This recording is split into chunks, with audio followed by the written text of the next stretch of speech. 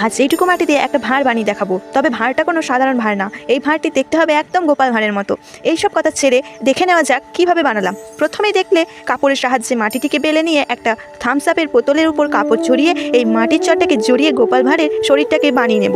ও একটু একটু মাটি অ্যাটাচ করে পাঞ্জাবিটাকেও করে ধুতিটাকেও অ্যাটাচ করে নেব।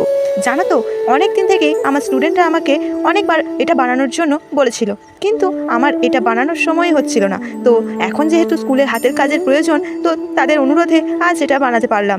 চাইলে তোমরাও কিন্তু স্কুলের হাতের কাজে এটা বানাতে পারো। এই ছোট্ট ছোট্ট মুখের হাসি দেখার জন্য এইটুকু তো করাই যায়, তাই না? এবার গোপালের মুখমণ্ডলটা লাগিয়ে মাথার চুলের শেপটা দিয়ে দেব ও দুদিকে দুটো হাতও অ্যাটাচ করে কাঁধে থাকা গামছাটা লাগিয়ে নেব। আরে থামো থামো, এখানে তো ভাঁড়ের আসল কাজটাই হয়নি। একটা স্টিকের সাহায্যে পয়সা ভরার জায়গাটা করে নিলেই তৈরি আমাদের গোপাল ভাঁড়। তো এই ভাঁড়টি তোমাদের কেমন লাগলো বলো। আর দেখো, বানানো শেষ না হতে হতেই তারাও নিতে চলে এসেছে। তাদের মুখেই শুনে নি এটা তাদের কেমন লাগলো। কেমন?